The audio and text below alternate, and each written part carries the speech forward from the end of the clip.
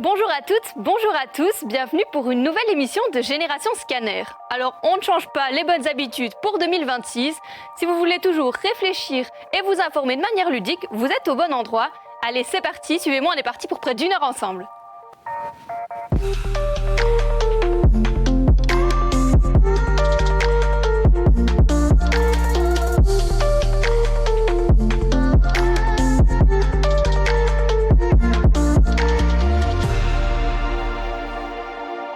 Alors j'espère que vous êtes tous bien assis confortablement, vous qui nous regardez, parce que comme je l'ai dit, on va passer un petit moment ensemble, on va passer 50 minutes.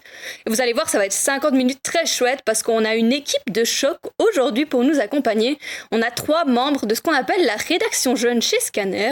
Alors Scanner, pour ceux qui ne nous connaissent pas, c'est quoi ? Scanner, c'est vraiment un média d'expression par et pour les jeunes. Donc on fait de la radio, de la vidéo comme ici, on fait également des ateliers d'écriture, de l'écriture, des podcasts, bref, on fait plein de choses. Et notre objectif, c'est vraiment de permettre aux jeunes de s'exprimer sur des sujets qui leur tiennent à cœur. Et donc aujourd'hui, on fait ça en vidéo sur Vedia. Et on va parler d'un sujet qui est bien d'actualité, on va se questionner sur le fait d'être jeune en 2026. Et pour ça, quoi de mieux qu'une équipe de jeunes pour parler avec nous? On a 3 personnes aujourd'hui, une équipe de choc, comme je l'ai dit. On a par exemple d'abord Romane. Romane, toi, tu passes quasiment plus de temps ici sur Vedia que chez toi. Comment ça va aujourd'hui, Romane ? Bah écoute, ça va très bien. Je suis contente de reprendre cette nouvelle année avec vous toutes. Je pense qu'on va bien s'amuser. Oui, je crois que ça va être chouette, franchement. On a également Doris. Toi, c'est ta 2e fois, si je me trompe pas. Comment tu vas ? Exactement, c'est ma 2e fois et je suis ravie d'être de retour pour cette émission et je pense que ça va vraiment être super intéressant. Oui, je pense aussi. Et c'est vrai que, du coup, on finit avec Julie. Julie, c'est vrai qu'on était déjà toutes les 3, si je me trompe pas, toutes les 4 même, dans l'émission de la dernière fois, donc on repart sur de bonnes bases. Julie, toi, comment tu vas en ce début d'année 2026 ? Bah écoute, je vais très bien, je suis contente de faire l'émission avec vous, vous m'avez manqué. Oh. Non, on va passer un bon moment ensemble. Et donc, comme je l'ai dit, on va se questionner sur c'est quoi le fait d'être jeune, en fait, en 2026. Et pour ça, j'ai pas trop envie qu'on commence par parler entre nous à discuter de ça. Je préfère qu'on donne d'abord la parole aux autres. On va questionner des personnes qui ont un peu plus de 30 ans. C'est Alexandra et Victoria qui ont été le faire. Elles ont été leur poser des questions vu que 2026, il y a déjà eu pas mal de choses qui se sont passées cette année. Et donc, elles leur ont demandé c'est quoi votre plus grande préoccupation ou le plus grand défi que vous voyez pour 2026. Et donc, on voit maintenant directement leurs réponses dans la séquence qui s'appelle le « Vous en pensez quoi les jeunes ?» C'est quoi le plus gros défi en 2026 ? Le plus gros défi, ce serait que au moins le gouvernement donne la possibilité aux gens de manger tout le mois et pas que 10 jours. Si le gouvernement change leur façon que les gens doivent vivre, c'est-à-dire augmenter le salaire pour que les achats soient pour faire tourner, disons, l'économie, et que si on ne donne pas la possibilité, les gens, de plus en plus, ils ont difficile. Le plus gros défi de la jeunesse, c'est d'abord de trouver ce qu'il aime, essayer de le pratiquer au quotidien, de connaître la réalité des choses par rapport au climat, l'évolution de la société, et trouver quelque chose en dehors de ce qui lui prend vraiment comme passion, mais qui participe à la citoyenneté. Et supprimer le social, c'est une grosse erreur du gouvernement. Parce que si on supprime ça, il n'y a plus de chômage, plus de CPS, et les gens vivraient de quoi ? C'est ça que je voudrais que le gouvernement change un peu ça. Et vous en pensez quoi les jeunes ? Et donc, on peut voir que les personnes ici, les 2 personnes interrogées qui ont un peu plus de 30 ans, elles se questionnent sur la précarité et sur d'autres sujets. Elles disent leurs préoccupations. Et moi, je voulais voir, comme la dame qui nous pose gentiment la question, vous autour de la table, vous pensez que c'est quoi votre plus grande préoccupation ou le plus grand défi que vous pouvez vivre en ce début d'année ? Moi, personnellement, c'est mon premier job qui me stresse un peu. Donc, c'est quand même un grand pas dans une autre vie. On a d'autres responsabilités comme, remplir des factures, remplir ses impôts ou des trucs que on n'a pas vraiment appris à l'école, donc c'est un peu stressant. Donc, c'est plutôt ça, moi, Donc, entrer dans le monde du travail, c'est ça qui te préoccupe pour 2026. Je sais pas, Romane, Doris, si vous êtes dans la même chose ou c'est une autre idée ? Moi, c'est complètement la même chose. Je suis toujours à la recherche d'un job étudiant, donc j'espère un jour en avoir un. Et sinon, oui, quand même réussir mon diplôme, ce serait bien aussi. C'est pas mal aussi, c'est vrai. C'est un peu la même vibe. Est-ce que Romane, tu restes dans cette même vibe ou tu changes Moi, je suis encore et toujours aux études. Donc, pour l'instant, c'est vrai que trouver un travail, j'ai encore 1 an et demi pour faire ça. Mais je pense que par rapport à ce que vous disiez, moi, ce qui me stresse aussi, c'est plus tard de trouver un travail qui a du sens pour moi et qui aide un peu justement à faire évoluer la société, parce que je trouve qu'il y a tellement de choses qui font un peu peur et où on a l'impression que parfois c'est un peu dysfonctionnel, que j'aimerais bien trouver un travail plus tard qui ait du sens et voilà, mais bon, j'ai encore un tout petit peu le temps, 1 an et demi. Oui, donc ça va. Et justement, toi, Doris, tu dis que tu essaies de trouver un job étudiant. Vous trouvez, vous, autour de la table, que c'est compliqué pour le moment, en tant que jeune, de trouver un travail? Toi, Julie, qui rentre, ouais. C'est galère. Bah, moi, personnellement, j'ai toujours pas trouvé. Pas faute d'avoir envoyé des dizaines de CV, c'est galère. Et toi, Julie, je sais pas si t'as eu un peu du mal aussi Oui, il m'a fallu quand même plusieurs mois avant d'avoir une réponse. Et même souvent, les employeurs répondent pas à la candidature que tu envoies par mail. Et c'est vrai que on reste un peu dans l'attente. On attend une réponse de juste oui ou non. Et c'est vrai que souvent, on n'a pas de réponse et c'est un peu frustrant. Et c'est vrai que pour les jobs étudiants, il y en a un peu de moins en moins, j'ai l'impression. Donc voilà. Ok, bon, Roman, toi, je vais pas trop te poser la question vu que tu ne cherches pas, tu m'as dit. Mais du coup, ouais, on voit que vous me parlez du travail et tout ça. Et justement, la prochaine séquence, elle est liée à quelque chose qui, parfois, on dit que c'est quelque chose qui menace un peu le monde du travail. On va parler un peu d'IA. Aujourd'hui, on a demandé à l'IA, on lui a demandé c'est quoi d'être jeune pour toi aujourd'hui, comment tu nous représentes en tant que jeune en 2026. Et donc, Doris, toi, tu vas nous présenter un peu cette petite séquence. Tu as posé des petites questions à l'IA et on va voir comment elle nous représente et on va faire ça dans une séquence qui s'appelle le Vu par l'IA. En effet, du coup, j'ai généré plusieurs images pour voir comment l'IA nous représentait en tant que jeune en 2026 sur base de différents prompts. Donc, du coup, je vais vous proposer d'abord de réagir sur base des différents éléments des images. Et la première image, justement, c'est une image un peu futuriste. Et ma première question, c'est qu'est-ce qui vous frappe en premier dans cette image et est-ce que vous vous représentez dedans en tant que jeune? Attends, je regarde un peu l'image. Oui, regardez-la d'abord, parce que sinon c'est compliqué. Il y a quand même une soucoupe volante. Hein. C'est vrai que ça, c'est pas encore totalement actuel, je dirais. Je regarde aussi l'autre image. Mais c'est vrai qu'on s'attendait à ce qu'il y ait des soucoupes volantes. Moi, quand j'étais petite, je pensais que il y aurait plein de trucs volants, des petits robots un peu magiques et tout, mais on y arrive, mais... tout doucement, on voit qu'il y a quand même des drones en arrière-fond, que c'est quand même fort technologique, fort coloré. Comparé à la deuxième image, où là, justement, je lui ai demandé un peu contraste entre deux époques. Donc, je lui ai demandé de générer une image de jeune en 2026 et à côté, une image de jeune des années 2000, parce que je pense que vous êtes nés aux environs des années 2000 aussi un peu comme moi. Et on voit que là, ça n'a rien à voir. Ce qui est intéressant, c'est qu'on voit que pour celui de 2026, c'est un jeune dans sa chambre, collé aux écrans. Il fait quand même assez sombre comparé à l'autre image où en fait, ils sont dehors, l'image est colorée, il fait jour, ils sont joyeux. Donc, pour vous, pourquoi, selon vous, l'IA, elle a montré un peu ce contraste des deux types de jeunes? Est-ce que pour vous, vous trouvez ça logique? Vous vous attendiez à cette image ou pas? Moi, je trouve que le contraste, il est peut-être un peu fort quand même. Je veux dire, mais c'est vrai que maintenant, on est quand même beaucoup plus hyper connecté qu'avant. Je veux dire, c'est facile d'aller sur son téléphone pour scroller, pour regarder des vidéos et tout ça.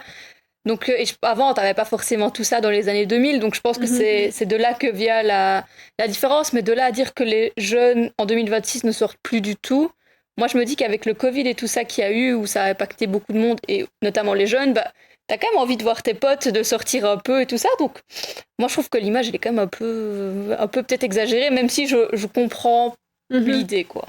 Justement, pour vous, est-ce que cette image faite par IA, elle montre plutôt une dépendance, du coup, comme tu l'as dit, à la technologie, ou c'est plutôt finalement une adaptation, une évolution, et on ne sait pas vraiment y faire grand-chose? Si tu as un avis éventuellement là-dessus. Je pense qu'effectivement, ça montre déjà qu'on est dans un monde beaucoup plus connecté, et voire hyper connecté, et que les jeunes, ça fait partie de leur quotidien.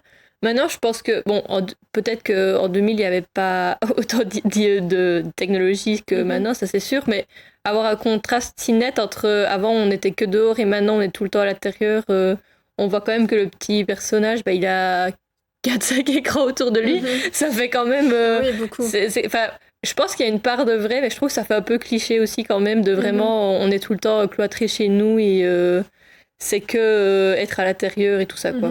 Ma dernière question pour cette image, vous l'avez peut-être déjà entendue, c'est un peu une question que souvent différentes générations posent. Donc pour vous, est-ce que finalement c'était pas mieux avant ou on est toujours dans une bonne époque comparée en 2000-2026 ? Julie, toi, tu fais non de la tête. Non, pour moi, c'était pas mieux avant parce que. Enfin, j'ai l'impression que c'est un peu une phrase de vieux con. Enfin, c'est un peu. Voilà. Un peu, on peut le dire. Parce que c'est. Pour moi, il n'y a pas de mieux avant, c'est juste on est né à une époque, on fait ce qu'on peut, on a acquis des droits, surtout en tant que femme, à l'heure actuelle, on a plus de droits qu'il y a 50 ans. Donc je pense que. Pour ma part, c'était pas mieux avant. C'était juste, c'est comme ça. Moi, je suis assez d'accord avec toi. Je trouve que on vit l'époque dans laquelle on vit et on s'adapte aux difficultés et tout ça. Et que avant, t'avais aussi d'autres problèmes de sécurité et tout ça qui sont peut-être été un petit peu résolus maintenant. Donc c'est vrai que moi, je trouve qu'on n'est pas si mal lotis, même si bon, il y a beaucoup de choses qui pourraient être améliorées, quoi. Et moi, je trouve même d'ailleurs que j'allais un peu partir sur la même chose, mais donc du coup, pour un peu innover, je vais dire une autre idée. Je trouve que même, effectivement, il y a des droits et tout qu'on a acquis aujourd'hui, mais on voit aujourd'hui qu'il y a plein de droits qui sont remis en question et qu'il y a même des dérives, notamment avec l'IA, qui peuvent apparaître, que le cyberharcèlement et tout, j'ai l'impression que ça explose ces temps-ci, qu'en 2000, il y avait beaucoup moins ça. Donc je trouve que et un peu comme vous disiez, il n'y a pas une époque mieux que l'autre et en fait il y a aussi des problèmes qui apparaissent avec toutes les technologies et toutes les nouvelles choses qui arrivent, donc moi je pense pas non plus qu'il y ait une époque mieux qu'une autre, quoi. Justement, je vais vous proposer de passer à l'image 3. Donc le prompt que j'ai utilisé pour cette illustration, cette fois c'était de créer une illustration réaliste de jeunes engagés en 2026. Donc tu parlais un peu de combat et là je voulais voir s'il y a associé spontanément la jeunesse à l'engagement climatique, parce que moi j'ai l'impression, peut-être vous aussi, que les jeunes sont encore fort appliqués dans le climat, si on parle notamment d'une figure emblématique, Greta Thunberg, que vous connaissez sûrement. Et là je trouvais ça intéressant parce que du coup vous voyez qu'il y a le climat dedans, mais il n'y a pas que ça. Il y a aussi des jeunes qui manifestent pour la justice sociale. On voit aussi des drapeaux ukrainiens, donc ça montre aussi qu'il y a toujours cette lutte contre l'inégalité dont vous avez un peu parlé.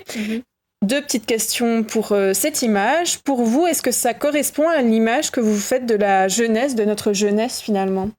Tu vas dire, tu acquiesces, Julie, toi ? Oui, en vrai, oui. Je trouve que... Enfin, j'ai l'impression que dans toutes les époques, tous les jeunes ont été un peu les révolutionnaires de chaque époque. Et je pense qu'on l'est aussi, donc c'est bien. Moi, je crois que je serais un peu plus nuancée parce que je suis d'accord que voilà, les jeunes, ils ont des revendications et c'est trop bien parce qu'on a maintenant plus le droit de les exprimer et tout ça. Mais bon, je pense pas que tous les jeunes, ils vont dans la rue non plus et tout ça. Et il y a beaucoup d'autres façons de s'engager. Je veux dire, on parlait du climat. C'est sûr qu'il y a les manifs et tout ça qui est un petit peu moins maintenant, mais où il y a eu beaucoup de jeunes qui sont venus. Mais je me dis, ne serait-ce que faire attention à tes déchets, faire attention à pas consommer trop d'énergie, c'est aussi une autre forme d'engagement. Donc moi, je suis d'accord que les jeunes ou même les personnes s'engagent peut-être un peu plus pour certaines choses, mais je suis pas d'accord que c'est le seul moyen, quoi, la manifestation. Ouais, c'est vrai. Justement, faisons le tour de la table. On est tous jeunes, toujours.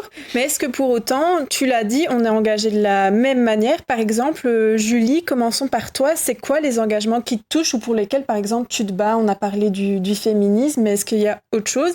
Est-ce que toi aussi, c'est beaucoup le climat ? Ou c'est totalement autre chose ? Ah, c'est une très bonne question. Je sais pas. Je m'engage dans plein de choses, mais c'est vrai que je veux pas forcément aller manifester toutes les semaines ou quoi. Je le fais même autour des discussions avec mes copines, ou alors en triant mes déchets, en allant acheter des légumes dans une petite ferme. C'est des petits trucs, mais c'est vrai que je vais pas tout le temps avec un panneau dans la rue et crier, mais même si c'est très bien, mais voilà. Moi, je trouve que, pas pour faire la pub de Scanner, mais chez Scanner, on a un peu l'occasion de parler de plein de thèmes différents et donc on aborde plein de combats différents. Mais c'est vrai que, par exemple, comme tu disais, Julie, je trouve que, c'est peut-être un peu cliché ce que je veux dire, mais moi j'ai l'impression que le climat, genre aller dans la rue avec nos panneaux, je trouve que ça se fait plus des masses. Moi, j'ai pas trop en tête de manifestations. Il y en avait eu beaucoup à un moment, je crois que c'était quand j'étais il y a 4-5 ans, quelque chose comme ça, où il y en avait beaucoup quand même. En fait, à l'époque où Greta Thunberg, voilà. Mais je trouve que maintenant, par exemple, ça, donc moi j'ai l'impression un peu comme tu dis, c'est plus on essaye de faire attention au quotidien, mais voilà. Et moi, c'est plus, je pense, un peu tout ce qui est d'être tous égaux, d'avoir un peu tous et toutes les mêmes droits et tout. Je trouve que c'est un truc important. Maintenant, ça paraît une évidence, mais voilà, c'est essayer d'avoir un peu d'égalité sur cette terre, quoi. On n'est pas jumeaux. On va le dire vraiment. Moi, je sais pas si je me bats pour des causes très précises, mais je pense que c'est simplement essayer d'avoir le plus d'égalité possible entre les gens et que tout le monde puisse vivre tranquillement, peu importe qu'il est, il ou elle est. Bah, moi, je pense que c'est ça vraiment peut-être mes combats, mais je sais pas comment je les mène, peut-être juste en parlant et tout ça, mais c'est dur parfois de mener certains combats, mais moi, je pense que c'est ça que j'ai envie de le plus défendre actuellement, en tout cas. Et puis, on peut peut-être se poser la question aussi, est-ce que simplement déjà s'informer et, comme tu disais, parler des choses et essayer de se faire entendre, est-ce que c'est pas déjà un peu s'engager d'une certaine manière, quoi. Ouais, c'est vrai. C'est déjà un premier pas. Et justement, la dernière et 4e image, là, pour l'IA, je lui ai demandé de générer une image sur c'est quoi être un jeune en 2026, avec tout ce qui se passe dans le monde, si on se base sur l'actualité. Je lui ai aussi quand même précisé quelques trucs, c'est rester dans une atmosphère réaliste, pas de science-fiction, parce que l'IA aime beaucoup la science-fiction, pour voir un peu comment l'IA imagine finalement notre génération face à toutes les crises qu'on se bouffe actuellement. Donc encore quelques petites questions, promis, et puis cette séquence est terminée. Est-ce que pour vous, cette image, elle correspond à votre ressenti en tant que jeune aujourd'hui face finalement à toute l'actualité ou aux réseaux sociaux qu'on bouffe finalement tous les jours? Mais attends, je regarde l'image et comme je disais, il y a des trucs un peu clichés, mais en même temps, je pense que on est confronté à beaucoup de choses de tous côtés, on est hyper connecté, donc on est tout le temps ultra informé de tout le malheur du monde, on l'a quasiment en direct, donc je pense que l'image est un peu exagérée, mais que le fait qu'on puisse tout recevoir comme ça et vivre ça même sans être sur place, je pense que c'est une réalité qu'en tant que jeune, on peut avoir, ouais. Oui, c'est vrai que l'image montre vraiment un peu tout ce que tu dis, parce qu'on voit en arrière-fond encore des grévistes, aussi une ville en feu, et puis finalement de nouveau les réseaux sociaux. J'ai cru comprendre que généralement on associe les jeunes de plus en plus à un côté anxieux. Est-ce que selon vous, l'actualité auquel on doit faire face tous les jours, finalement, influence vraiment notre quotidien et nous rend peut-être plus stressés, plus anxieux face à tout ça? Ou c'est pas vraiment votre cas? Moi, je pense que, oui, effectivement, c'est un peu compliqué de, entre guillemets, ne pas être touché par ce qui se passe autour de nous. Maintenant, je crois que j'ai plutôt une vision positive et que je me dis plus qu'on est une génération, en tout cas que les jeunes, on essaye de se battre, comme tu dis, c'est à toutes les époques, mais que justement, les jeunes particulièrement, on essaye de faire entendre notre voix, de se battre, etc. Donc, c'est vrai que je me dis, il y a beaucoup de choses négatives, mais on voit quand même qu'il y a des réactions face à ces choses négatives et qu'on reste pas juste sans rien faire. Mais bon, c'est vrai que je regarderai pas le journal télévisé tous les jours avec toutes les nouvelles, ça me fait un peu trop peur. Mis à part celui de VD. Exactement, bien sûr. C'est la question, ne se pose même pas. Justement, t'as répondu un peu à une de mes dernières questions. Si ces images générées par IA, elles vous donnaient une vision plutôt positive ou négative de la jeunesse de notre monde en 2026, t'as plutôt répondu par la positive. Et vous êtes du même avis? Moi, je dirais positif et négatif. Je n'ai pas vraiment d'avis parce que parfois, je me retrouve à pleurer en voyant une information et le lendemain, je vois des petits chiens qui ont été sauvés et je suis très contente. Donc, au final, c'est un peu... Je pense que ça fait un peu les montagnes russes et c'est ça aussi, être humain, juste. Et la question, c'est aussi, est-ce que l'IA nous représente de manière positive ou négative, c'est ça? Pour moi, clairement, l'IA, elle n'est pas ultra positive avec nous. C'est-à-dire, quand tu vois ce jeune ultra casanier, et ça existe, il y a des jeunes ultra casaniers, mais je me dis... c'est un peu péjoratif, un peu négatif pour nous. Donc, elle nous montre aussi en manifestation, là, et ça, c'est plus positif. Mais je trouve que la vision est un peu négative, un peu biaisée. Donc, voilà. Toi, je sais pas, est-ce que t'en penses, toi, déjà? Tu trouves que l'IA, elle nous a représenté comment? Moi, justement, ça dépend. Je pense que, personnellement, il y a une part de vérité. Forcément, elle y va quand même par moments assez fort. Surtout si on voit la dernière image où on voit quand même une ville... à côté, Paris, elle est tip-top nickel, et de l'autre côté, on ne sait pas vraiment quelle ville c'est, mais elle est en feu. En feu, oui, très clairement. Donc c'est vrai que je pense que l'IA a quand même quelques limites. Donc, non, c'est vrai que c'est une question compliquée. Je préfère les poser que d'y répondre. Et justement, pour conclure ma petite séquence, une dernière question, dernière question. Est-ce que l'IA, selon vous, elle ne projetterait pas une vision un peu caricaturale des jeunes, c'est un mot compliqué, de la jeunesse en général, où il y a quand même une petite part de vérité. Moi, je pense que j'ai répondu un peu, je sais pas vous. Oui, toi, tu avais répondu. En fait, je pense que, c'est un peu, voilà ce que je vais dire, mais je pense que l'IA, elle est un peu obligée d'être caricaturale dans le sens qu'elle peut pas vraiment porter de la nuance et que du coup, elle doit faire avec. Oui, c'est ça en fait. C'est surtout, je pense pas que l'IA peut. Peut-être qu'elle pourrait amener de la nuance. Moi, j'y connais rien en IA, mais je pense qu'effectivement, l'IA, elle va plutôt se baser sur les clichés qu'on a des jeunes et qu'elle va plutôt refaire une sorte de synthèse de tous les clichés. Mais maintenant, je pense qu'il y a des trucs vrais aussi. Pas exagéré, mais le fond du problème est vrai, quoi. Mais je pense que c'est quand même un peu abusé. Tu m'as parlé de clichés. Pour toi, c'est quoi les plus gros clichés en tant que jeune ou qui sont peut-être négatifs et tu te dis mais pourquoi ils ont ces clichés-là? Déjà, je trouve que rien qu'avec l'image, le fait que les jeunes ils sont intéressés que par la technologie, qu'ils sont un peu...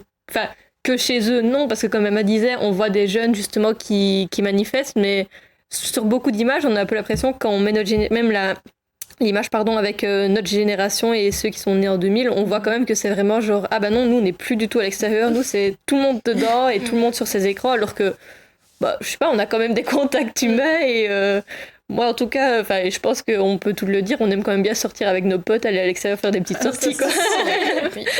Attends Roman, tu parles de contact humain et tu parles de clichés que peut amener l'IA. Et justement, pour notre prochaine séquence, on va un peu casser tout ça. On s'est dit, on va pas se limiter à demander à l'IA ce qu'elle pense de nous. On va aller directement demander à l'humain, aux personnes, aux jeunes, qui pensent d'eux. En fait, c'est quoi d'être jeune? Et donc, pour ça, on a décidé d'aller dans la rue. C'est Victoria et Alexandra qui ont été le faire. Elles ont été interrogées des jeunes pour voir un peu comment ils considéraient la jeunesse aujourd'hui. Et elles l'ont fait dans une séquence qui s'appelle donc le « Dans la rue ». Salut la team. Être jeune en 2026, ça veut dire quoi? Et si on allait demander ça directement aux jeunes? C'est parti. Pour vous, en un mot, c'est quoi être jeune en 2026? Pour moi, c'est la liberté. Là, en ce moment, on a beaucoup de liberté d'expression, etc. Et nous, les jeunes, on sait se montrer comme on est et, sans forcément suivre les autres. Pour moi, c'est plutôt compliqué. Parce que avec les réseaux, tout ça, les enfants anxiogènes, l'école, le stress, tout ça, pour moi, c'est un peu compliqué, personnellement. Pour moi, c'est difficile car on nous dit qu'on est écouté, mais on n'est plus autant écouté qu'avant. Et c'est difficile, les situations dans lesquelles on vit, école, financière, c'est plus la même chose d'il y a 20 ans.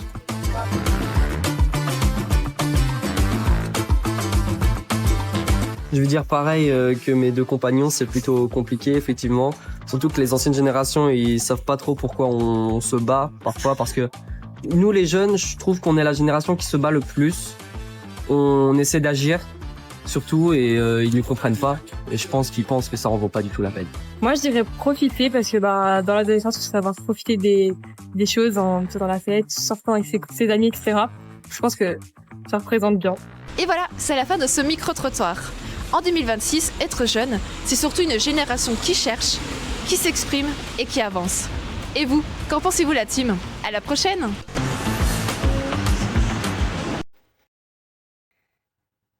En fait, on va commencer directement par la question d'Alexandra. Vous pensez quoi de ce que les jeunes ont dit? Vous, pour vous, c'est quoi d'être jeune? Je vois que vous êtes très expressif à ce niveau-là. Je sais pas, Doris ou Julie. Julie, toi, tu trouves que c'est compliqué de définir? Oui. Ouais. Oui. Oui. Oui. Est-ce que Roman ou Doris voulaient essayer de définir pour vous c'est quoi d'être jeune? En fait, je trouve qu'il y a déjà plein de trucs qui ont été dit déjà dans ce micro-trottoir. Mm-hmm. Et c'est vrai que c'est compliqué parce qu'on a déjà un peu abordé des choses, mais moi je trouve que être jeune, c'est... J'ai l'impression que notre génération, c'est une génération qui se pose de plus en plus de questions. Okay. Et qui se bat, entre guillemets, pour ce qu'il veut vraiment. On a parlé de l'engagement des jeunes. J'ai l'impression qu'il y a toujours ce point-là qui revient. Et ouais, finalement, quand ça va pas, d'essayer de faire bouger les choses concrètement. Et tu dis que c'est une génération qui se bat et tout ça. Vous trouvez, il y a des jeunes qui parlaient de liberté d'expression. Il y en a certains qui disaient qu'on en avait moins qu'avant, ou qu'on nous écoutait moins, et d'autres qui disaient qu'on en avait plus qu'avant. Vous vous positionnerez comment là-dedans? Vous direz qu'on a plus? Ouais. Je pense que on a conscience que la liberté d'expression, c'est vraiment quelque chose de très important et qu'on se bat pour la garder. Je dirais pas qu'on en a moins ou qu'on en a plus, mais il faut juste qu'on se bouge peut-être davantage pour l'utiliser, tu vois. C'est ça. Toi, t'es d'accord, Jules? Parce que tu voulais dire aussi un truc. Oui, je trouvais que justement, on n'avait pas moins, c'est juste... je sais pas comment expliquer, c'est plus régulé. Il y a des choses qui sont plus du tout acceptées et c'est bien normal. Il y a des paroles qu'avant on pouvait dire et c'est bien normal que maintenant on puisse plus les dire. Et pour moi, ça fait justement partie de la liberté d'expression, juste dans le respect tout simplement. Mais ouais, justement, moi je trouve un truc un peu marrant, enfin pas que c'est une contradiction, mais je trouve qu'on a aussi plus de canaux. Par exemple, avant, maintenant, tout le monde peut s'exprimer sur les réseaux sociaux et donner son avis. Donc, en même temps, je trouve que c'est plus régulé, mais en même temps, par exemple, sur les réseaux sociaux, tu peux quand même écrire un peu ce que tu veux. Après, peut-être qu'il va y avoir des conséquences de la part de la plateforme, mais dans un premier temps, pendant les quelques minutes, quelques heures, en tout cas, je ne sais pas, avant qu'on découvre, je trouve que c'est régulé, mais parfois, il peut quand même y avoir des propos qui sortent qui sont assez extrêmes, quoi. Ouais, donc cette liberté d'expression, elle est à la fois positive, parce qu'on peut dire plus de choses, mais en même temps, on peut dire plus de choses aussi négatives et méchantes, c'est ça, ouais. Oui. Et puis, je sais pas, j'ai l'impression... un exemple tout bête, pour les émissions, moi j'ai regardé la Starac. Là, quand tu vois les candidats de la Starac, parfois la haine qu'ils pouvaient avoir, et dans l'autre sens, tous les commentaires positifs, mais les gens, je trouve qu'ils jugent de plus en plus, on se juge de plus en plus, surtout quand on est un peu célèbre, si je peux dire, ou en tout cas qu'on passe dans un domaine plus public, quoi. On n'arrête pas un peu de se juger, donc comme tu dis, c'est en même temps positif, en même temps ça peut amener du négatif, quoi. Et moi, je me pose un peu cette question. Tu parles de jugement qu'il peut y avoir, notamment chez les jeunes, si je me trompe pas. Et c'est vrai que dans le micro-trottoir, on voyait aussi qu'il y avait certains qui parlaient de trucs plutôt positifs, comme on parlait de la liberté d'expression. Et puis il y en a d'autres qui disaient que c'était compliqué, difficile. Vous, c'est quoi votre vision du monde actuellement, du fait d'être jeune? Pour vous, vous avez une vision plutôt positive de la chose, plutôt un peu pessimiste? Pour vous, c'est du monde dans lequel on vit, de notre situation. Vous sentez ça comment? Pour l'instant, moi, je t'avoue que c'est plutôt pessimiste avec tout ce qui se passe, en espérant que ça s'améliore. Mais c'est compliqué d'être positif quand on voit l'actu et tout, ou même ce qui se passe en Belgique. Est-ce que... vous deux, vous êtes... c'est vrai que, par exemple, on entend beaucoup... j'ai l'impression, en tout cas, beaucoup de jeunes qui disent je sais pas si je voudrais avoir des enfants plus tard parce que le monde dans lequel on vit, etc. Et c'est vrai que ça pose question parce que on essaye de lutter, mais par exemple, l'environnement et le climat et tout, on voit qu'on a beau lutter, finalement, on est un peu impuissant, quoi, même si on fait chacun nos petits gestes. Donc c'est vrai qu'il y a des choses, entre guillemets, on se dit, ça va être difficile de faire un retour positif en arrière, et donc ça peut créer de la peur, mais... Comme je l'ai dit, moi, je reste positif. Ça va, donc un peu pessimiste, un peu positif pour Romane, Julie. En un mot, toi Un mix des deux. Un mix des deux, parfait. Et justement, vous, du coup, quand vous avez cette... si vous pensez un peu comme Doris, de manière un peu plus pessimiste parfois, comment est-ce que vous faites pour contrer ce pessimisme? Est-ce que vous agissez ou parfois vous vous dites, il n'y a rien à faire? Vous, c'est quoi vos réactions face à ça? Il y a plusieurs réactions. Déjà, ça fait un peu faire reculer le problème, mais déjà essayer d'un peu se changer les idées et par exemple sortir avec des potes. Et justement, on peut, s'il y a une actualité qui nous choque particulièrement, pourquoi pas en parler même avec nos potes et tout. Et on se dit, mais t'as vu ça, t'en penses quoi et tout. Déjà, rien que ça permet d'un peu vider... Parce que je pense que, ça dépend chacun, bien sûr, mais garder tout pour soi, c'est un peu... Ça fait monter la pression et après, on est dans une boule de stress que parfois, essayer d'en parler autour de soi ou même, par exemple, même nos potes, mais ça peut être un psy, etc. Ça peut être de plein de manières différentes, quoi. Donc toi, c'est vraiment s'exprimer alors à ce niveau-là. Vous faites d'autres choses ou parfois vous vous dites, il n'y a rien à faire, autant profiter de la vie tant que... Oui, qu'il y en a. Je dirais un mélange des deux parce que, comme toi, Romane, je fais pareil. Parfois, quand je suis vraiment très en colère ou très triste, je vais m'exprimer auprès de mes copines, etc. Et parfois, c'est bon, quoi. Parfois, tant pis. Voilà. Autant vivre et profiter, comme tu dis, de la vie qui nous reste. Mais voilà. Ça va, on a encore le temps. Mais je pense que je suis exactement comme toi. Le mieux, c'est d'en parler avec d'autres personnes. Si tu gardes tout pour toi, à la fin du mois, c'est compliqué. Hein. Toi, t'as un avis différent, Emma, ou bien... Bah non, je pense qu'il faut quand même essayer d'agir et tout ça et de se bouger un peu, même faire des petits trucs pour rester positif le plus possible, même si la situation parfois est un peu nulle, parce que je trouve que sinon on est vite déprimé et tout ça, on fait plus rien, on reste chez soi comme le jeune qu'on voyait dans l'image, tout triste, tout seul. Donc, je pense qu'il faut essayer, même si c'est des petites choses, de se dire c'est pas grave, il y a des choses qui sont quand même belles dans la vie et tout ça, donc ouais, moi je pense ça, mais du coup oui, là on était un peu sur les aspects parfois un peu négatifs et tout ça, mais on va repasser avec la séquence d'après dans quelque chose d'un peu plus positif, j'espère. Julie, tu vas me dire, parce que du coup oui, c'est Julie qui l'a fait, et donc Julie, elle va nous parler un peu des habitudes que peuvent avoir les jeunes. Est-ce que ça a changé par rapport à avant ou pas? On va voir. Et Julie, donc, elle va le faire dans une séquence qui s'appelle le QCM.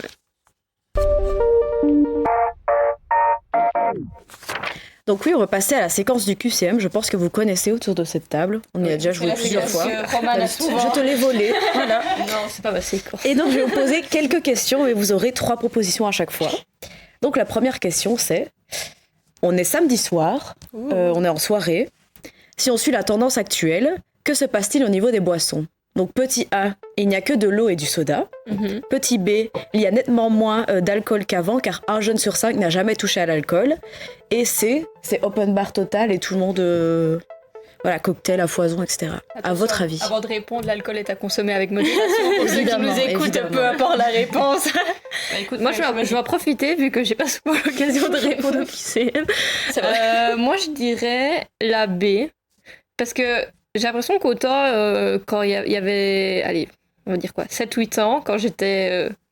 une jeune ado, non je rigole pas une jeune ado, mais dans ma jeunesse, quand j'avais 16-17, j'ai l'impression que il y avait beaucoup l'alcool au centre des débats, surtout en soirée. Mais je trouve que maintenant, on ose plus dire qu'on n'a pas envie ou alors qu'on boit pas. Qu'avant, c'était peut-être plus mal vu. En tout cas, moi, j'ai l'impression que quand, à 17 ans, je disais non, j'ai pas trop envie de boire, on me disait, mais allez, Roman, vas-y. C'est vrai. Et je trouve que maintenant, ça va mieux. Donc, j'ose espérer que c'est peut-être la B. Ok, ça va. Et vous, les filles? Moi, je pense que moi, je partirais aussi sur la B. Parce que je suis d'accord avec toi, on avait beaucoup avant la pression aussi de faut boire pour être cool, quoi, sinon t'étais un peu considéré comme chiant. Et en même temps, je suis un peu mitigée parce que je sais que j'ai vu des documentaires il y a pas si longtemps, notamment qui parlaient de la France, où on voyait le nombre de verres que consommaient les jeunes et c'était pas joli.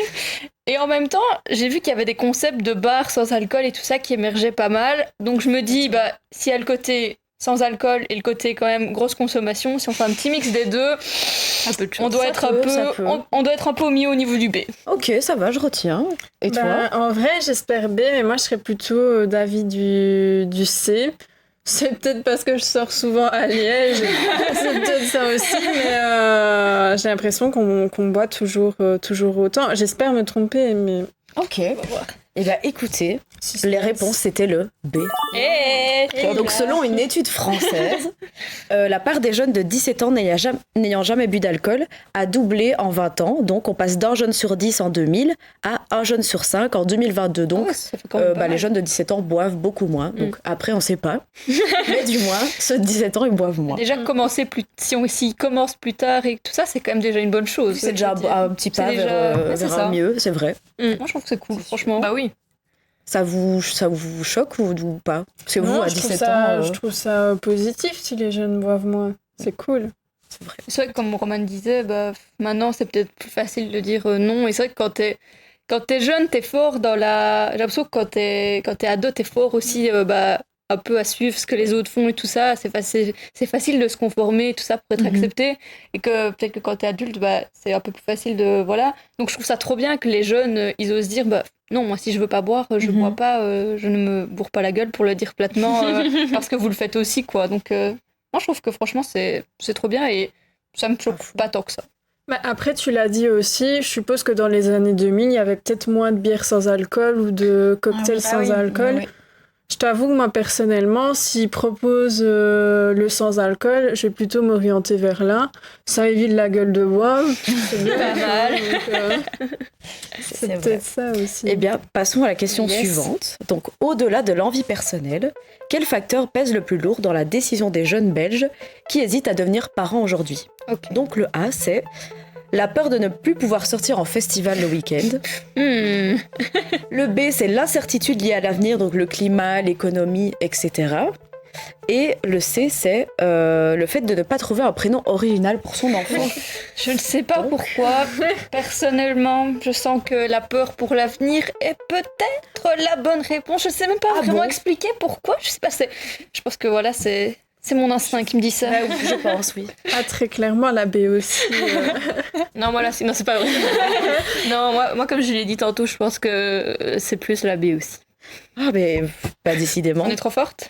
Bah, je pense que oui. Hein. Donc, c'est bien la réponse B.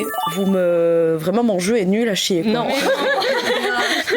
C'est l'incertitude globale qui fait que les jeunes hésitent à faire des enfants aujourd'hui, ou alors ils y réfléchissent plus à 2 fois.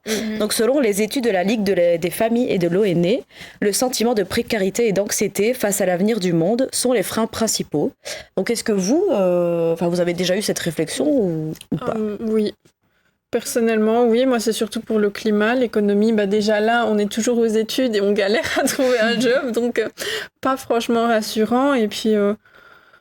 je sais pas, j'ai l'impression, mais c'est peut-être moi, mais moi en tant que jeune, peut-être que mes parents se sont dit en étant jeune, ouais, je veux absolument des enfants, mais moi, c'est la dernière, je te jure, c'est la dernière des pensées qui me viennent à l'esprit. C'est d'abord un travail et puis peut-être des enfants, sinon c'est pas grave, hein.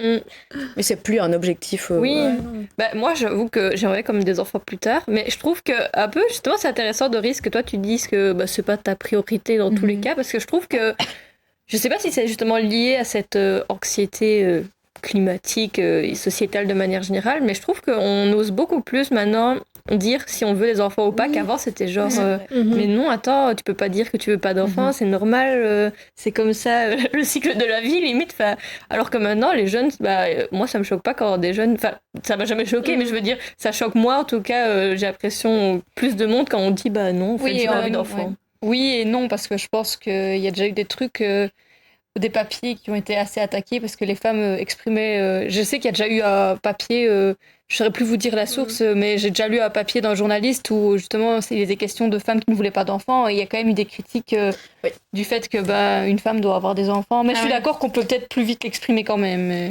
j'ai l'impression aussi qu'à l'époque de nos parents ou de nos grands-parents, c'était vraiment la consécration, tu vois, d'avoir ta famille, tes 2 enfants, ta maison. Que là, j'ai plus l'impression que c'est plutôt finalement d'avoir un job qui te plaît, quoi. Oui, c'est vrai. Peut-être qu'on est passé à un autre objectif de vie, peut-être plus le bien-être avant tout. Et peut-être que les jeunes aussi en veulent plus tard, pas forcément... C'est vrai qu'avant, c'était plus 25 ans. C'était très jeune, oui. Et maintenant, c'est peut-être plus 30, 35 et voire plus tard, parce qu'en vrai, pour en avoir... Oui, on a un peu le temps. Julie, est-ce que tu as une dernière habitude à nous faire découvrir? J'espère que vous allez répondre faux. On va se tromper une fois. C'est pas très gentil. Quel changement majeur observe-t-on dans l'organisation de la semaine de travail chez de nombreux jeunes actifs en Belgique? Donc, première proposition, ils demandent systématiquement à travailler le dimanche pour être payés double. Le B, c'est ils souhaitent faire plus d'heures supplémentaires non rémunérées pour bien se faire voir auprès du patron. Et le C, ils privilégient la semaine de 4 jours ou le temps partiel, quitte à gagner moins pour libérer du temps pour leurs loisirs et leur bien-être. Donc à votre avis, quelle est la bonne réponse? Après, j'ai une question. Vas-y. Parce que j'hésite entre la A et la C. Est-ce que si c'est le dimanche, ils travaillent toute la semaine, ou ils ont un jour de congé, genre tu vois, pendant la semaine, où c'est vraiment mon avis, semaine et week-end, tu travailles tous les jours? Mon avis, c'est plutôt 100 jours de congé. Je pense que c'est plutôt pour avoir l'argent. Ah ouais, donc tu fais déjà ta semaine et en plus t'as le dimanche. Ah ouais, non, du coup... Non, t'imagines, tu travailles genre 7 jours sur 7, limite après ce sera 24 heures sur 24. Non, du coup, je pense le C, un peu bien-être et tout. Ok. Ouais, non, je serais pas à 7 jours sur 7, sauf si c'est un job qui me plaît et tout, passionnant, mais... Mais quand même, il faut quand même se reposer au moins un jour sur la semaine. Moi, et vous? Je crois aussi que c'est le C. Hein. J'espère que c'est pas la bonne réponse, sinon. Mais je crois que c'est plutôt le C quand même, un peu comme on a dit, des objectifs de vie peut-être différents qu'avant. Moi, je suis un peu hésitante parce que je pense que c'est peut-être le C aussi parce que on prend peut-être un peu plus soin de soi et que le travail est moi devenu une priorité. Mais en même temps, je me dis qu'on vit parfois dans des conditions économiques où c'est pas facile, tout ça. La vie, elle coûte cher, quoi. Donc je me dis peut-être qu'il y a des jeunes qui se disent, moi, pour remplir mon frigo correctement, j'ai envie de travailler un jour de plus pour avoir de quoi manger, quoi. Mais bon, j'aurais quand même tendance à dire là, voilà. Verdict. Suspense, c'est le C. C'est bien réfléchi. Du coup, notre génération, donc la Gen Z, est la catégorie la plus demandeuse de flexibilité. Pour nous, l'idée de vivre pour travailler s'efface devant celle de travailler pour vivre.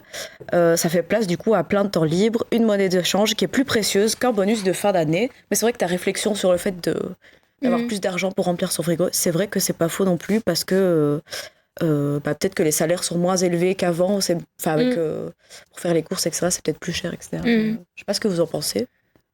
Moi, j'avais aussi une autre réflexion, mais après je peux répondre à ta question. Mais quand t'as posé la question, justement, je me suis dit aussi, tu vois, peut-être qu'aujourd'hui on est moins stressé aussi, entre guillemets, à avoir un job permanent. Oui. Que maintenant on est peut-être un peu se dire, de toute façon, moi je vais pas rester. Enfin, comment dire ? Je trouve que, en tout cas, par exemple, nos parents ou grands-parents, peut-être qu'ils étaient un peu plus, j'ai trouvé le job, je reste. Oui. Que nous, je trouve qu'on ose peut-être plus dire je me plais pas dans mon job, les conditions de travail ou je sais pas quoi d'autre, mais voilà, ne me plaisent pas, et donc je vais changer de job, et peut-être que du coup on a moins cette pression de trouver directement le bon job, et que du coup ça explique peut-être aussi ton raisonnement, mais du coup je ne sais plus ta question, je suis désolée. C'était juste, qu'est-ce que vous en pensez ? Est-ce que vous reconnaissez dans cette dans cette demande de flexibilité dans votre futur job, même job étudiant ou quoi? T'as assez bien répondu. Oui, donc finalement, j'allais dire pas mal. Moi, je trouve que c'est vrai que peut-être que maintenant, on se dit que si on passe toute notre vie à travailler en tant que jeune, on dit toujours que... Parfois, on dit que on profitera plus tard, mais on se rend compte que plus tard, je veux dire, malheureusement, il y a des choses de la vie qui font que parfois, il n'y a pas de plus tard. Et donc, c'est bien aussi de pouvoir... Non, mais c'est vrai. Elle est positive, là. Non, mais je trouve que peut-être qu'on se dit que faut pas toujours tout reporter à plus tard, tout le bien et tout ça. Je veux dire, faut pas... c'est bien de travailler quand même aussi, mais que s'accorder un jour de la semaine, par exemple, comme tu disais, en faisant 4-5e, ou en s'accordant son week-end et en disant pas... je travaille le week-end pour me faire bien voir ou quoi, je pense que si on arrive à avoir un bon équilibre avec tout ça, avec le fait de pouvoir aussi bien manger quand même, tout ça, pourquoi pas essayer de profiter un petit peu de la vie aussi, quoi. C'est une belle façon de voir. J'ai l'impression aussi qu'on évolue, on se remet davantage en question, donc c'est peut-être normal de changer plus souvent qu'avant de job, quoi, tu vois. C'est vrai. C'est sûr, c'est une belle parole qu'on va passer à notre dernière séquence parce que le temps avance. Ah là là, on a bientôt fini l'émission. Déjà. Ne pleurez pas. Non, il nous reste une dernière séquence et on s'est dit, on est en 2026, on va innover un petit peu. On va faire un peu différemment des dernières fois parce qu'on finit toujours notre émission par une séquence qui s'appelle le What's Next, et ça va être le cas aujourd'hui, sauf qu'aujourd'hui, il y a une seule personne qui va nous présenter des choses. Et cette personne, c'est Romane, qui est à côté de moi. Et donc, Romane, elle va nous présenter les bonnes nouvelles de 2026 dans la séquence qui, comme je l'ai dit, s'appelle le What's Next. Oui, donc Emma, comme tu l'as dit, je vais terminer avec quelques petites bonnes nouvelles qui ont eu lieu début 2026, vu qu'on est quand même encore début 2026. Et donc, pour commencer, c'est un peu pour faire le lien avec ce que Julie, tu nous avais parlé d'alcool, etc. Et moi, j'aimerais bien continuer un peu dans le domaine de l'alimentation, etc., pour vous partager une info qui est apparue le 5 janvier. Enfin, en tout cas, elle s'est mise en application à partir du 5 janvier. C'est le fait qu'au Royaume-Uni, le gouvernement a décidé d'interdire les publicités sur la malbouffe à la télévision britannique. Et donc, le but, finalement, de cette action, c'est de lutter contre l'obésité et le surpoids des enfants, qui est quand même un problème assez conséquent dans le pays, puisqu'il représente un quart des enfants d'après le National Health Service. J'espère que je prononce bien. Alors, ces publicités, elles vont plutôt être liées donc, à tout ce qui est les pizzas, les glaces, les fast-foods, mais aussi, par exemple, simplement les céréales ou les biscuits, etc. Et donc, ça va être des aliments qui vont être évalués comme moins sains, finalement, par un système de notation du gouvernement. et qui va se baser donc sur la teneur en sucre, en graisse, en protéines, etc. Je vous passe un peu les détails.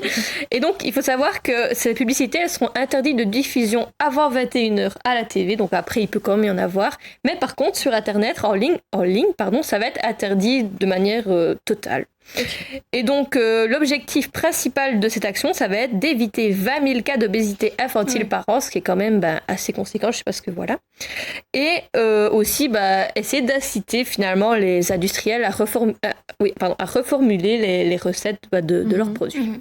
Et tu nous parles de santé ici, de lutte contre l'obésité. Ta deuxième info, elle a aussi un lien avec la santé, si je ne me trompe pas. Oui, et ça concerne tous plutôt les femmes, vu que ça concerne les règles menstruelles douloureuses. Et donc, c'est un produit, je vais vous parler d'un produit qui s'appelle Homebody et qui a été présenté ma petite date, dans un salon qui s'appelle le CES, donc le Consumer Electronics Show. Ça se tenait entre le 6 et le 9 janvier, donc c'est assez récent. Et donc, c'est un petit dispositif, comme vous allez pouvoir le voir sur votre écran, qui se place derrière l'oreille. Et c'est un dispositif de neurostimulation auriculaire transcutanée. Alors, c'est des mots compliqués, mais le but principal pour vous expliquer, ça va être de soulager finalement les douleurs de règles douloureuses, sans hormones ni antidouleurs. Donc, c'est vraiment une alternative aux produits actuels qu'on connaît et aux moyens finalement actuels de lutter contre ça. Et donc, c'est pour réduire les crampes abdominales et le flux sanguin, comme je disais. Alors, c'est un produit qui est important parce qu'on va voir, d'après par exemple une enquête de l'IFOP qui date d'avril 2021, on voit que c'est un problème, les règles douloureuses, qui concernent une femme sur deux. Ah ouais. Et chez les 15-19 ans, ça va jusqu'à 60%. Donc on voit que c'est quand même énorme. Intéressant. Et donc le seul petit désavantage de ce produit à l'heure actuelle, c'est que du coup, il est déjà commercialisé qu'aux USA. On ne sait pas quand il arrivera en Europe. Pas un si petit désavantage pour nous. Voilà, mais ça arrivera certainement. Mais par contre, pour l'instant, le prix est quand même de $559 pour le kit de démarrage, sachant qu'il y a certaines pièces, si je peux dire ça comme ça, qui doivent être changées à chaque utilisation. Donc, d'accord, ok. Donc voilà, il y a des petits désavantages, mais c'est quand même une innovation intéressante. Ouais, c'est quelque chose qui est prometteur, franchement. Et la dernière petite bonne nouvelle dont tu veux nous parler, c'est lié, si je ne me trompe pas, à l'écologie. On en parlait tantôt, tu parlais du climat et tout ça, quand on parlait notamment des enfants et tout ça. C'est quoi exactement cette bonne nouvelle ? Alors, c'est le fait que le 17 janvier, il y a un traité international sur la protection de la haute mer qui est entré en vigueur. Et donc, c'était un traité, justement, une décision qui était sur le tapis depuis déjà 2 décennies. Il y avait 2 décennies de discussion et d'élaboration. Donc, ça s'est enfin mis en place. C'est donc un traité des Nations Unies. Et donc, le nom officiel, c'est l'accord sur la biodiversité au-delà des juridictions nationales. Et donc, son but, c'est de protéger la vie marine dans les eaux internationales, donc ce qu'on va appeler la haute mer, et dans les fonds marins internationaux. Et on va notamment créer des aires marines protégées, et ça va permettre aussi, accessoirement, une meilleure coopération entre les États, ce qui n'est pas plus mal. Et donc c'est un peu pour lutter contre une triple crise planétaire qui est donc le changement climatique, la perte de la biodiversité et la pollution. Et alors juste pour préciser peut-être, ces zones avec la haute mer, ça représente quand même 60% de la surface des océans et plus de 90% du volume total des habitats sur la Terre. Donc on voit que c'est quand même important de s'en préoccuper et on va enfin acter des décisions là-dessus. C'est sur ces très bonnes nouvelles que vraiment maintenant notre émission se clôture, c'est fini. Ah là là. Mais en tout cas, j'espère que vous qui nous regardez, l'émission elle vous a plu. J'espère que ça vous a peut-être aussi permis d'avoir une autre vision de ce que c'est d'être jeune en 2026. Je sais pas si vous autour de la table, ça vous a fait changer un peu votre vision sur le fait d'être jeune et tout ça, ou pas spécialement? Ça a affirmé, au final, on pense un peu toute la même chose. Et puis c'était bien d'en parler. Ouais, c'est ça. Ça vous a plu aussi de cette petite émission? Oui, c'était très très cool. Parfait. En tout cas, si vous avez aimé, vous qui nous regardez, sachez que vous pouvez retrouver cette émission en rediffusion, que ce soit sur Ovio, sur Vedia, sur YouTube. Vous nous retrouverez facilement. Et on fait également une émission de radio bientôt, mercredi prochain, chez Equinox FM à 17h. Donc n'hésitez pas, si vous voulez voir des jeunes débattre, on est là. Mais en tout cas, pour ne louper aucune info, sachez qu'on est sur tous les réseaux sociaux. Donc on est sur Facebook, Insta, LinkedIn, TikTok, bref, vous nous trouverez. Et on a également un site internet, c'est le www.scan-r.be. Et donc, c'est ici que se clôture notre petite émission. Nous, on vous dit à bientôt pour le mois prochain. Et d'ici là, salut, portez-vous bien. Bye bye.